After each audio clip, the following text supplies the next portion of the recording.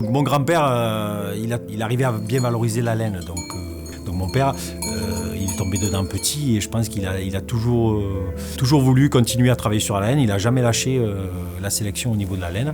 Et il m'a toujours dit, vous verrez un jour, on nous redemandera notre laine mérinos comme par le passé, quoi. Puisqu'à l'époque, la laine avait quand même le vent en poupe. Les éleveurs de mérinos, de l'accro, on les appelait les capitalistes. Donc après, avec l'avènement du pétrole et du synthétique, la laine est tombée en désuétude.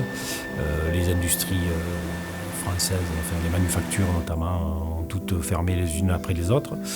Et du coup, la laine ne valait plus rien, quoi. Alors Aurélien, c'est un gars qui a fait pas mal de snowboard, il a fait pas mal d'escalade, donc il connaissait des produits en laine mérinos hémisphère sud, puisqu'il en achetait pour ses activités. Et donc il disait mais c'est complètement idiot. Enfin, vous avez une super laine et il n'y a pas moyen de la valoriser, il n'y a pas moyen de faire des vêtements un peu techniques de sport. Bon, et nous on était en se disant ouais, c'est compliqué. D'avoir des brebis qui sont en montagne et de faire des habits qui vont aller en montagne, ça me paraît juste logique, quoi. Tu te dis, on mène les brebis là-haut, on a de la laine.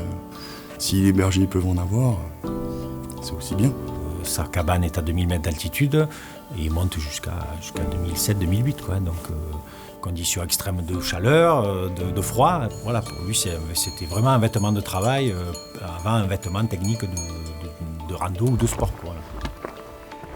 C'est là où j'ai eu la chance de voir arriver Michael Delgrandé dans la cour de ma ferme et qui m'a dit vous êtes éleveur de mérinos d'Arles, vous avez une laine qui m'intéresse, moi j'ai envie de travailler avec vous et il faudrait qu'on fasse quelque chose autour de la laine mérinos. Je me suis dit, enfin quelqu'un qui s'intéresse à notre laine et on va peut-être arriver à en faire quelque chose, quoi. Déjà il m'a dit, mais avant j'aimerais voir vos animaux. Donc ça tombait bien, j'avais les animaux que j'avais triés pour participer au salon de l'agriculture à Paris. Donc il a quitté son costume de cravate et il s'est mis une salopette et il est rentré dans les brebis. Et là aussi, ce qui m'a frappé, c'est que j'ai vu que c'était un gars qui avait l'habitude de mettre les pieds dans la boue, quoi. C'était pas qu'un homme d'affaires, quoi.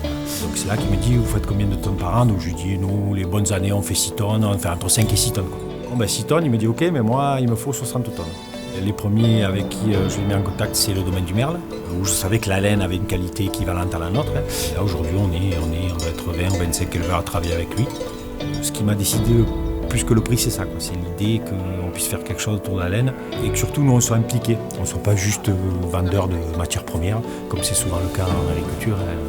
Je pense qu'il avait, alors peut-être pas la gamme complète, mais il avait déjà cette idée de valoriser les produits autour de la transhumance et du métier de berger, voilà. Et inversement, valoriser aussi la transhumance à travers des produits qu'on pouvait sortir avec la laine. L'idée, c'est effectivement de créer une gamme de vêtements techniques de sport. On a créé un collectif donc, d'éleveurs pour la promotion de la mérinos d'Arles. Grâce à ce collectif et à ce GI2E, on a réussi à mobiliser des financements. Du coup, la gamme complète qui est disponible. Donc pour pouvoir aller la présenter auprès des magasins et des acheteurs potentiels. Et je dirais que la spécificité de cette gamme, c'est qu'elle englobe toute la partie de la production, quoi.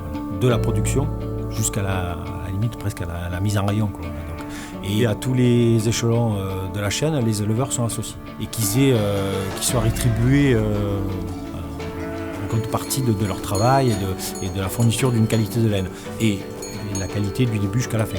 C'est pour ça qu'il faut qu'on mette en place des formations pour les éleveurs, pour les tondeurs, pour retrouver cette culture qui a été un peu oubliée par le fait que la laine n'était pas valorisée, quoi.